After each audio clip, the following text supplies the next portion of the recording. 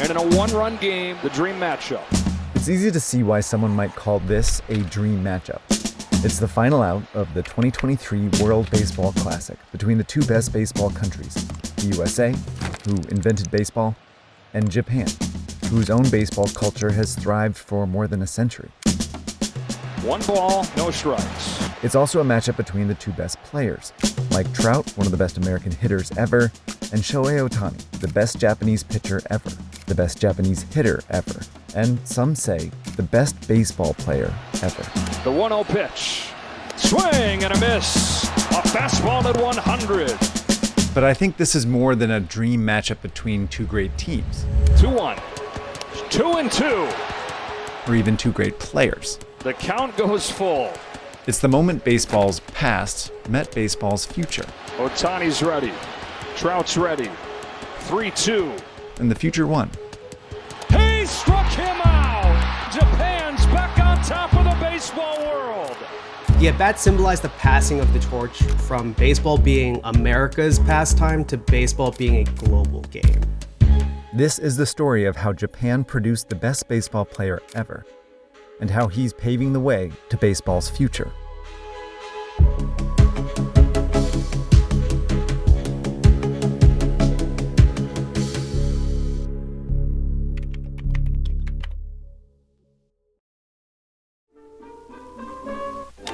For many years, the American pastime has been the Japanese pastime. Americans introduced baseball to Japan around the 1870s, so it's no surprise that American and Japanese baseball share a lot in common. First and foremost, it's an obsession. Here's a stadium packed for Japan's high school baseball tournament, 1920. Shinto priests blessing home plate, opening day, 1931. And Babe Ruth, swarmed by fans in Tokyo, 1934. The US crushed Japan in World War II, but baseball helped the two countries become allies soon after. This isn't big league stuff yet, but someday it may be. Japan's Nippon Professional Baseball League was structured a lot like the US's Major League Baseball. Teams were divided into two leagues, and some even shared the same name. But the two leagues didn't always see eye to eye. In the mid-20th century, American teams often looked down on Japanese talent. And while some American players played in Japan, they typically were near retirement. Meanwhile, Japanese players were often pressured to stay in Japan. Part of it was wanting to maintain Japanese culture and pride. Jun Lee's been reporting on baseball for a decade. He was on ESPN. Now he runs one of my favorite YouTube channels. It is swung on and foul tipped by Lee. This was kind of where Japan was politically over the course of a lot of the 20th century, which was culture that was very inward focused. It all came to a head over this guy, pitcher Masanori Murakami. In 1964, the Nankai Hawks sent him to the San Francisco Giants minor league team, just for some experience. But Murakami impressed the Giants, who started him on their major league squad. Murakami became Major League Baseball's first Japanese-born player and dominated the rest of the season. But when the Giants gave him a contract, the Hawks objected. The two leagues argued for months until reaching a compromise. Murakami would play with the Giants for one season, then return to Japan. And from then on, MLB teams were prohibited from directly signing Japanese players, and vice versa. It widened the gulf between the two leagues. American players continued to go to Japan, but no Japanese player appeared in Major League Baseball for the next 30 years. They stayed in Japan and developed a distinct style of playing. Very quickly, I want to show you something pretty cool. Machinists at Henson started out making aerospace machinery, parts for the Mars rover and International Space Station. Then they went off to find a fix for a more everyday problem, shaving. And the result is this, the Henson razor. The blade extends just 0.0013 inches past the shave plane. That's thinner than a human hair, which means it offers way more support than most razors. That precision means the blade chatters less while shaving, which results in a healthier, more skin-friendly shave. The Henson razor is made entirely of aluminum and built to last a lifetime, and the blades themselves are just 10 cents each, and fully recyclable. That's better for the environment than those plastic cartridge razors, and turns out better for your wallet too. This chart shows the cost of razor ownership over time. With other razors, the cost keeps climbing, but Henson's line stays flat because when you buy it once, you're set for life. So if you shave every day or multiple days a week, this Henson razor is really worth it. If you go to henson.com/searchparty or use the code searchparty, And buy a razor, they're going to give you 100 blades for free. That's more than 2 years worth. Make sure both are in your cart for that code to take effect. Thanks again to Henson for making a great razor and for supporting Search Party. Now I'll take you back to the episode. Japanese people are built differently than American people, and so they have adapted the Japanese game to kind of suit the physical strengths and weaknesses that Japanese people have, and as a result, stylistically, the game is very different than what you would see in the United States. Great American batters have power. They swing for the fences. While great Japanese batters have consistency. They hit more singles, doubles, even bunts to get on base. Great American pitchers rely on velocity, throwing 100-mile-per-hour fastballs past batters. While Japanese pitchers rely more on craftiness, throwing forkballs, splitters, and sinkers to fool batters. In Japan, baseball players are also known to train far more often and with far more intensity. This is just kind of the culture around the sport, that the repetition builds strength. It requires this intense level of discipline. Still, many Americans doubted Japanese players would succeed in the US if they could ever get there. Then in 1995, pitcher Hideo Nomo found a loophole. The Kintetsu Buffaloes owned his contract, but Nomo simply retired at age 26. Legally, a retired player could go anywhere, so Nomo went to the LA Dodgers. His twisting windup flummoxed American batters, and he went on to win Rookie of the Year and start the All-Star game. Waved at and missed. And down goes Martinez. And down goes Bell. And who would have figured Hideo Nomo, last year pitching in Japan. Nomo also got more Japanese fans to start paying attention to American baseball. But his loophole made NPB owners worried their best players would leave. So in 1998, it made a new system where a Japanese team could do what's called posting a player to allow MLB teams to bid on him. Then the Japanese team could send him in exchange for a fee. Finally, a pipeline existed between the two best baseball leagues. And over the next 20 years, a steady stream of talented pitchers and hitters developed in Japan, then went to the US, where they won awards and World Series, broke records, and made the Hall of Fame, all along proving that the Japanese style could thrive in the US. Ichiro is kind of the ultimate manifestation of this, where he hit often less than 10 home runs a year, but he would get 300 hits in a season. I think they completely changed the perception of what was possible if we brought over Japanese players to the United States. But Shohei Ohtani was different. He threw nearly 100 miles an hour, smashed home runs, and he was only in high school. I first heard of Shohei Ohtani when he was 16 years old because I'm a baseball sicko, and I was following what was happening in the Japanese baseball tournament Kōshien. The century-old tournament is watched by millions in Japan, and in 2012, everyone was watching Ohtani, including major league teams. He was kind of unlike any player that had ever come out of Japan.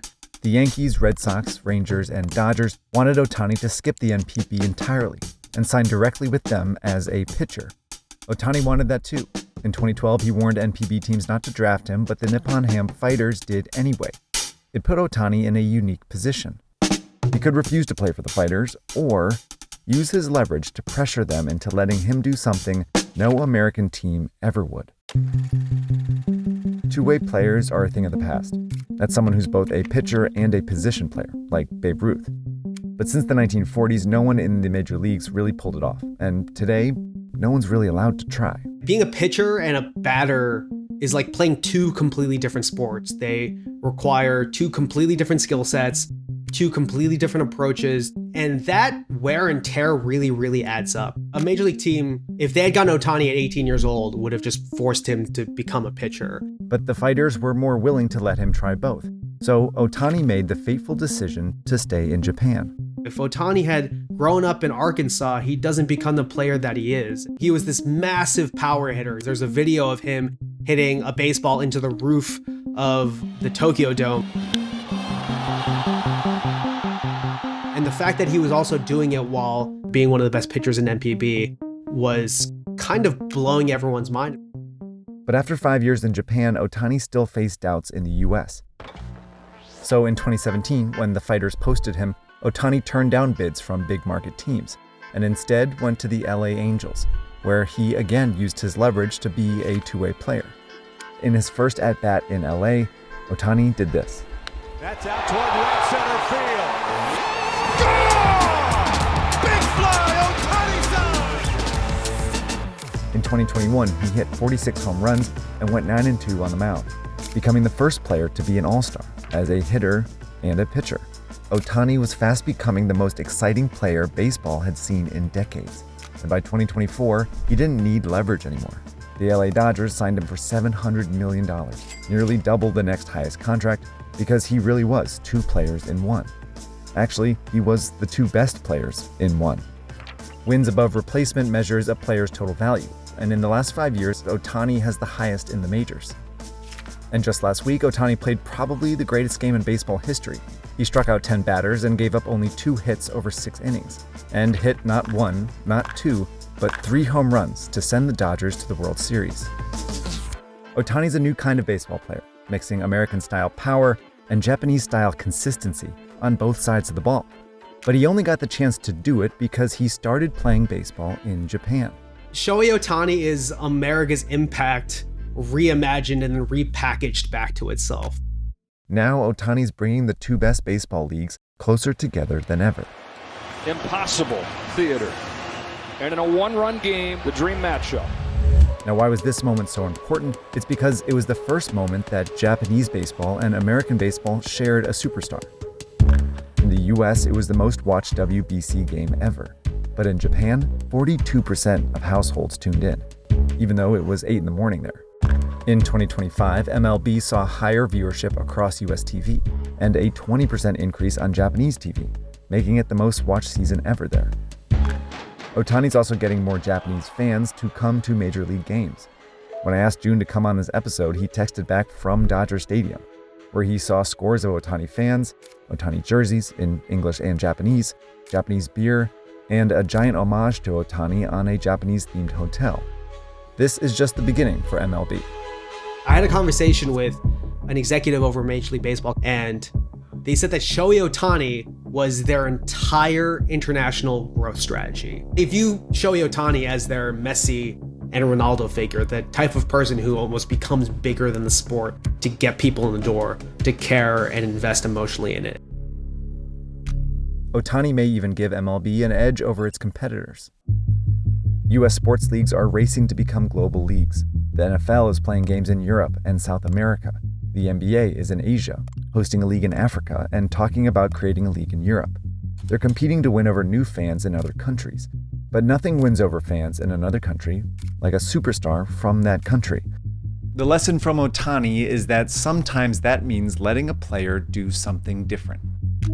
Because Ohtani is an Ohtani if he's not a two-way player. And he's not a two-way player if he doesn't play first in Japan. And he doesn't play first in Japan if not for generations of players who perfected baseball the Japanese way. America invented baseball, but it has been elevated by someone who is not from the United States. He breaks all of the unwritten rules of what people thought was possible for someone to accomplish as a baseball player.